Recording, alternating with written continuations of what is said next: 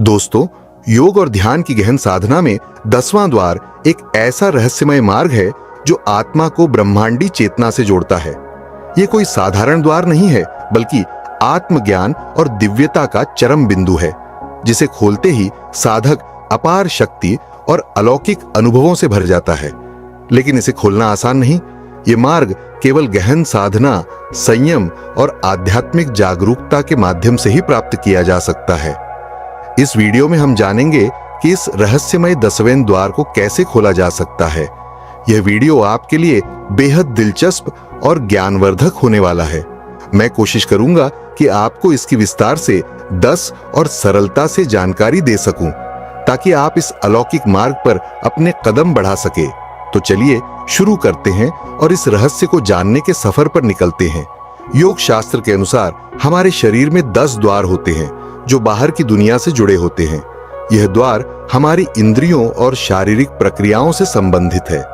चलिए इन द्वारों को विस्तार से समझते हैं। सबसे पहले हमारी 2 आंखें हैं, जो बाहरी दुनिया को देखने के लिए खुलती है। इसके बाद नाक के 2 द्वार हैं, जिनसे हम सांस लेते हैं। फिर मुंह है, जो खाने और बोलने के लिए खुलता है। इसके बाद कान है, जो हमें सुनने में मदद करते हैं। ये कुल मिलाकर 7 द्वार होते हैं। अब अन्य 2 द्वार कौन से हैं? यह है मलद्वार और मूत्र द्वार, जो शरीर से अपशिष्ट पदार्थों को बाहर निकालने का काम करते हैं।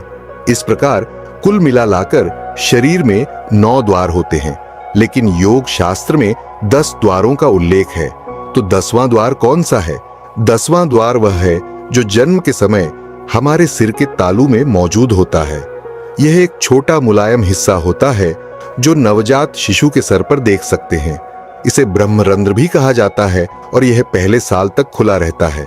इसके बाद यह द्वार धीरे धीरे बंद हो जाता है। यही 10वां द्वार योग शास्त्र में सबसे महत्वपूर्ण माना गया है, क्योंकि यह आध्यात्मिक उन्नति और कुंडलिनी शक्ति के जागरण का प्रमुख केंद्र है।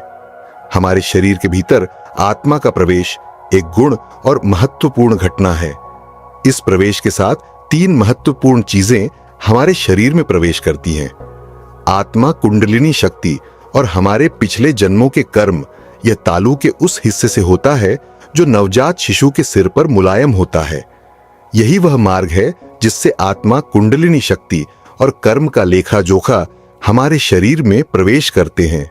इस प्रवेश के बाद सारी ऊर्जा और कर्म शरीर के सबसे निचले चक्र, जिसे मूलाधार चक्र कहते हैं, उसमें जाकर स्थिर हो जाते हैं।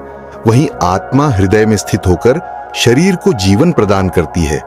जैसा कि शास्त्रों और पुराणों में बताया गया है, मूलाधार चक्र में स्थिर हो चुकी यह कुंडलिनी शक्ति और कर्मों की ऊर्जा समानता सुषुप्त अवस्था में रहती है।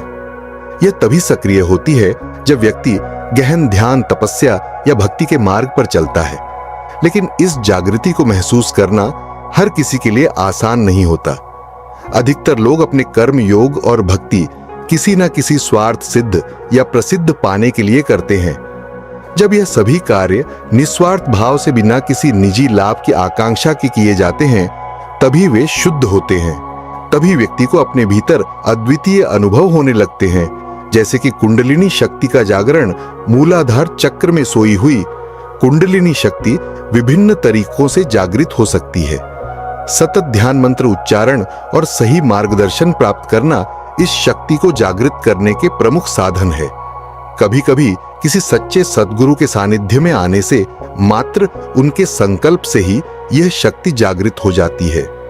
कुछ लोगों को इसके लिए गहन तपस्या और साधना की आवश्यकता होती है, जबकि कुछ लोग पिछले जन्मों की साधना के कारण भाग्यशाली होते हैं कि उन्हें सच्चे सद्गुरु का साथ मिल जाता है और उनकी कुंडलिनी शक्ति सहज रूप से जागृत हो जाती है।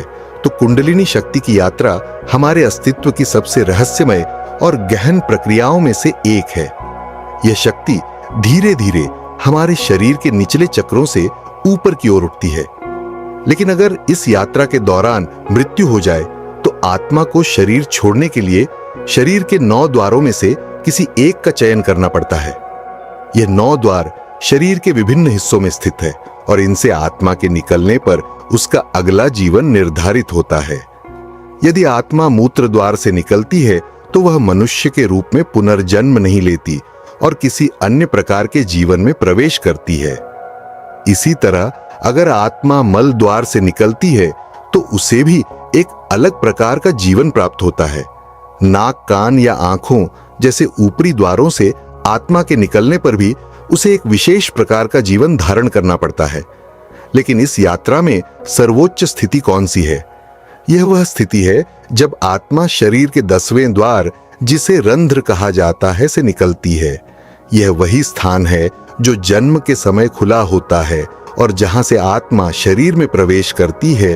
आपकी धीरज और शुद्धता के कारण आपके सभी कर्मों में आत्मा से जुड़कर मोक्ष प्राप्त करती हैं। दूसरा, ज्ञान योग। यह मार्ग ध्यान और तपस्या के माध्यम से विचारों को नियंत्रित करने पर केंद्रित है। इस प्रक्रिया में व्यक्ति धीरे धीरे अपने विचारों को कर्म करता जाता है। सो अगर मृत्यु के समय आत्मा ब्रह्मरंध्र से निकलती है, यह सबसे श्रेष्ठ स्थिति मानी जाती है। इस स्थिति में आत्मा पुनर्जन्म के चक्र से मुक्त हो जाती है और सीधे परमात्मा की शरण में चली जाती है, जिसे मोक्ष कहते हैं। हालांकि इस ब्रह्मरंध्र का मार्ग सामान्यतः बंद हो जाता है, लेकिन एक सूक्ष्म रास्ता अब शेष रहता है। अगर व्यक्ति स्वयं को शुद्ध और पवित्र आत्मा के रूप में पहचानता है और अपने भीतर की सभी अशुद्धियां को त्याग देता है, तो वह सूक्ष्म मार्ग को खोज सकता है। परमात्मा की कृपा से यह मार्ग ब्रह्मरंध्र के जरिए आत्मा के लिए मुक्त होने का द्वार बन सकता है, लेकिन जहां से हम आते हैं वह ब्रह्मरंध्र है। यदि हमारे प्राण नाक, आंख, कान, मुंह, मल द्वार या मूत्र द्वार से निकलते हैं तो हमें उसी अनुसार अगला शरीर धारण करना पड़ता है। यह आप खोज करके देख सकते हैं। हमारे शरीर में कुल मिलाकर 9 द्वार हैं, लेकिन 10वां द्वार जो जन्म के समय खुला होता है और जिसे तालू भाग कहा जाता है, वह धीरे धीरे बंद हो जाता है जब बच्चा 1 साल का हो जाता है। हालांकि यह द्वार पूरी तरह से बंद नहीं होता, वहां एक छोटा सा बिंदु खुला रहता है। यदि हम ध्यान और तपस्या करें तो उस द्वार को फिर से पा सकते हैं, जिसे ब्रह्मरंध्र कहा जाता है। लेकिन यह ब्रह्मरंध्र में प्रवेश करना इतना सूक्ष्म होता है कि हम इसे केवल अपने शारीरिक स्तर पर नहीं पा सकते। इसके लिए हमें स्वयं को शुद्ध और पवित्र आत्मा मानना होगा और वहां हमें 7वें चक्र के माध्यम से ब्रह्मरंध्र के साथ संपर्क होते हैं। तब हम इस जीवन पृथ्वी और ब्रह्मांड के बंधनों से मुक्त हो जाते हैं, जिसे पूर्ण मोक्ष की स्थिति कहते हैं। यही वह स्थान है जहां परमात्मा का निवास होता है और वहां पहुंचकर हम अपने जीवन को सफल कर सकते हैं।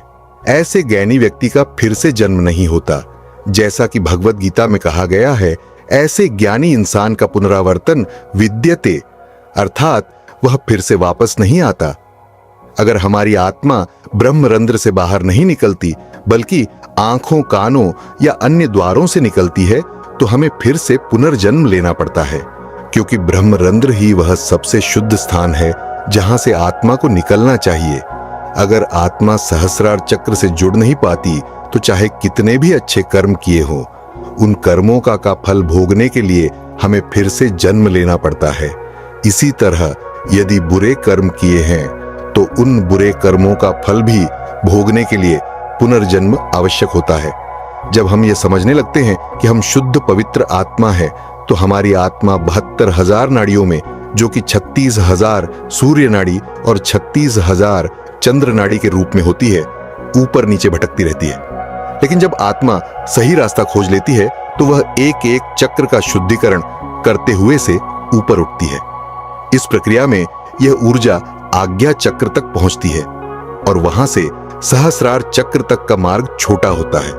ब्रह्मरंध्र तक पहुंचना ध्यान, तपस्या और साधना के द्वारा संभव है, लेकिन 7वां चक्र जो परमात्मा का है वह हवा में स्थित होता है। हम ध्यान की स्थिति में ब्रह्मरंध्र तक पहुंच सकते हैं, लेकिन वहां से आगे के 12 उंगलियों के मार्ग को पार करने के लिए परमात्मा की कृपा आवश्यक होती है। यह स्थिति प्राप्त करने के लिए हमें एक विचार मंत्र देवता या प्रक्रिया पर सतत ध्यान और स्थिरता बनाए रखनी होगी। जब हम इस प्रक्रिया में स्थिर रह पाते हैं तो एक दिन परमात्मा की कृपा होती है। लोग अक्सर ये सोचते हैं कि अगर उन्होंने 10 बुरे कर्म और 10 अच्छे कर्म किए तो यह कर्म एक दूसरे के कर्म काट देंगे और फिर वह शून्य हो जाएंगे, जिससे उन्हें मोक्ष मिल जाएगा। लेकिन ऐसा नहीं है। अगर आपने 10 बुरे कर्म किए हैं तो उन 10 बुरे कर्मों का फल भोगना पड़ेगा और 10 अच्छे कर्मों का फल भी भोगना पड़ेगा। यानी आपको कुल मिलाकर 20 कर्मों का फल भोगना होगा। इन कर्मों का हिसाब किताब प्लस माइनस में शून्य नहीं होता और इन कर्मों को भोगने के लिए शरीर की आवश्यकता होती है, क्योंकि आत्मा अपने आप में इनका अनुभव नहीं कर सकती। अगर मृत्यु के समय भी एक अच्छा या बुरा कर्म बाकी रह गया है तो उस एक कर्म को भोगने के लिए भी नया जन्म लेना पड़ता है। और इसी तरह अगर फिर से एक कर्म के कारण जन्म लिया तो जीवन भर नए कर्मों का सिलसिला चलता रहेगा। इस प्रक्रिया में लाखों को नष्ट कर देते हैं और आपको शून्य कर्म की स्थिति में पहुंचा देते हैं। इस अवस्था में आत्मा ब्रह्मरंध्र से निकलती है और पर कर्म बन जाते हैं और उनमें से कोई ना कोई हमेशा बाकी रह जाता है, जिससे फिर से नया जन्म लेना पड़ता है। इस चक्र से बाहर निकलने के लिए भगवत गीता में 3 रास्ते बताए गए हैं। पहला कर्म योग। इसमें व्यक्ति को यह भावना सतत बनाए रखनी चाहिए कि जो कर्म वह कर रहा है वह स्वयं नहीं कर रहा, बल्कि परमात्मा उससे करवा रहे हैं। इस भावना के कारण जब शरीर छोड़ने का समय आता है तो परमात्मा विचारों से 50-50 से 40 और फिर 10 विचारों तक और अंततः एक विचार या मंत्र पर टिक जाता है। इस स्थिरता और एकाग्रता से आत्मा को मोक्ष का मार्ग प्राप्त होता है। यह प्रक्रिया ध्यान, तपस्या और शुद्धता के माध्यम से आत्मा को ब्रह्मरंध्र से बाहर निकलने में मदद करती है, जिससे पुनर्जन्म के चक्र से मुक्ति मिलती है। जब हम ब्रह्मरंध्र की स्थिति में ध्यान में होते हैं तो एक दिन परमात्मा प्रसन्न होकर 7वें चक्र से हमारे ब्रह्मरंध्र तक संपर्क स्थापित करते हैं। इस उच्च ध्यान अवस्था या कर्म करते हुए इंसान को मोक्ष की स्थिति प्राप्त होती है, जिसे सबसे श्रेष्ठ परमानंद की अवस्था कहा जाता है। तीसरा मार्ग है भक्ति योग। इसमें सतत परमात्मा का ध्यान, उनका नाम और उनका स्मरण करना होता है। जब यह अभ्यास निरंतर चलता रहता है तो मृत्यु के समय व्यक्ति किसी सांसारिक वस्तु या व्यक्ति को नहीं बल्कि केवल परमात्मा को पुकारता है, और मृत्यु के क्षण में जब आप परमात्मा को पुकारते हैं तो वे अवश्य सुनते हैं और आपको मोक्ष की ओर ले जाते हैं। इसीलिए मोक्ष प्राप्ति के 3 ही मार्ग है। कर्म योग, सतत यह भावना कि परमात्मा ही मुझसे यह कर्म करवा रहे हैं। ज्ञान योग, ध्यान के माध्यम से शून्य विचार की स्थिति तक पहुंच बाती बुबत्दे इच्छ आदमी योसर ना। भक्ति योग, सतत परमात्मा का स्मरण। इन तीनों मार्गों में व्यक्ति को प्रतीक्षा करनी होती है। कोई भी मार्ग ऐसा नहीं है जिसमें आप परमात्मा को जबरदस्ती पकड़ सके। चाहे आप कर्म योग अपनाएं, ज्ञान योग करें या भक्ति योग, अंततः आपको समर्पित होना पड़ता है और धैर्य पूर्वक परमात्मा की कृपा की प्रतीक्षा करनी होती है। कर्म योग में समर्पण और धीरज के बिना मोक्ष प्राप्ति संभव नहीं। ज्ञान योग में ध्यान करते करते आप एक विचार पर केंद्रित होते हैं और शून्य विचार की स्थिति परमात्मा ही लाते हैं, क्योंकि जब तक मैं ध्यान कर रहा हूं का विचार है, निर्विचार की स्थिति नहीं आ सकती। भक्ति योग में सतत परमात्मा के स्मरण से, उनकी कृपा से ही आप परमात्मा के साथ मिलन की अवस्था प्राप्त करते हैं। तीनों मार्गों में चाहे कितना भी शुद्ध ध्यान कर्म या भक्ति की जाए, अंतिम मोक्ष की प्राप्ति के लिए परमात्मा की कृपा और धैर्य की आवश्यकता होती है। जब व्यक्ति सतत इन मार्गों पर स्थिर रहकर परमात्मा की कृपा का इंतजार करता है तो एक दिन परमात्मा ब्रह्मरंध्र से संपर्क कराते हैं। इस संपर्क के बाद व्यक्ति को फिर से पुनर्जन्म नहीं लेना पड़ता, जैसा कि वेदों और शास्त्रों में बताया गया है। कुछ लोग कहते हैं कि मृत्यु के बाद सीधे परमात्मा के पास जाते हैं, लेकिन ऐसा नहीं हो सकता, क्योंकि जब तक आपके कर्म शून्य नहीं होते और विचार शून्य नहीं होते, तब तक परमात्मा से संपर्क नहीं हो सकता। चाहे आपने अच्छे कर्म किए हों या बुरे, उनका फल भोगना ही पड़ेगा, जिसके लिए पुनर्जन्म आवश्यक होता है। इसलिए जब व्यक्ति शुद्ध अवस्था में, जहां कर्म और विचार दोनों शून्य हो जाते हैं, परमात्मा से जुड़ता है, तभी उसका पुनर्जन्म नहीं होता, इसके लिए परमात्मा की कृपा अनिवार्य होती है और व्यक्ति को किसी एक योग्य मार्ग पर स्थिर रहकर अपने जीवन को एक केंद्र के चारों ओर केंद्रित करना चाहिए। जब परमात्मा से संपर्क होता है तो शून्य कर्म, शून्य विचार की स्थिति प्राप्त होती है और फिर से जन्म लेने की आवश्यकता नहीं रहती। लेकिन बहुत सारे कर्म, विचार और गतिविधियां हमारे जीवन में चल रही होती हैं और इन्हीं की वजह से हम परमात्मा से दूर हो जाते हैं। मुझे आशा है कि मैं आपको यह समझ पाया हूं कि शरीर में कुल 10 द्वार होते हैं। इनम 9 द्वार हमारे शरीर में स्थित है। 2 आंखें, नाक के 2 द्वार और नीचे के 4 द्वार, मल द्वार, मूत्र द्वार आदि 10वां द्वार ब्रह्मरंध्र है, जहां से शुद्ध और पवित्र आत्मा गर्भावस्था के दौरान हमारे शरीर में प्रवेश करती है। लेकिन जब हम जीवन में ध्यान और साधना नहीं करते तो हमारी सारी ऊर्जा मूलाधार चक्र के पास स्थित हो जाती है, जो मल और मूत्र के द्वार के पास होता है। इस स्थिति में हम पूरी जिंदगी बिताते हुए भी अपनी आंतरिक ऊर्जा को पहचान नहीं पाते।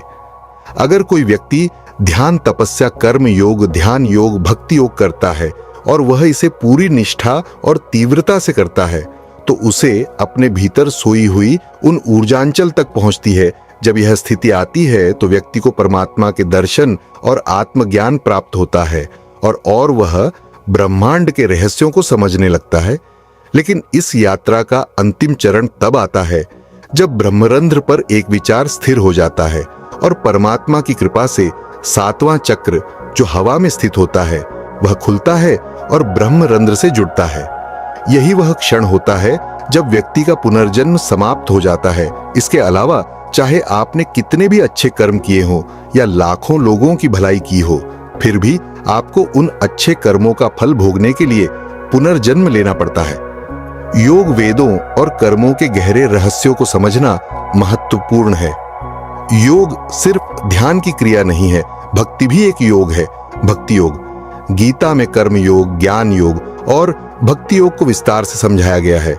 सच्चा योग तब होता है जब आप परमात्मा से जुड़ते हैं। लाखों लोगों से जुड़ने के बावजूद अगर आप परमात्मा से नहीं जुड़े तो वह योग अधूरा है। जब तक आप परमात्मा से जुड़ते तब तक पुनर्जन्म का चक्र चलता रहता है। लेकिन जब आप एक बार परमात्मा से जुड़ जाते हैं तो वह जुड़ाव स्थायी हो जाता है। उसके बाद आप उस संबंध को तोड़ नहीं सकते और परमात्मा भी आपको नहीं छोड़ते। वेदों में कहा गया है सदा पश्च सूर्य, जिसका अर्थ है कि जिसको एक बार परमात्मा का दिव्य प्रकाश दिख गया उसे वह प्रकाश सदा के लिए दिखता रहता है। चाहे दिन हो या रात, वह व्यक्ति हमेशा उस आंतरिक प्रकाश को देखता है। मुझे उम्मीद है कि मैंने आपको यह विषय स्पष्ट रूप से समझा दिया है। यदि नहीं तो मैं और भी सरल और सूक्ष्म ढंग से समझने के लिए दूसरा वीडियो लाने की कोशिश करूंगा। अगर आपको ऐसे वीडियो पसंद आते हैं तो कृपया शेयर और सब्सक्राइब करें। सुनने के लिए धन्यवाद।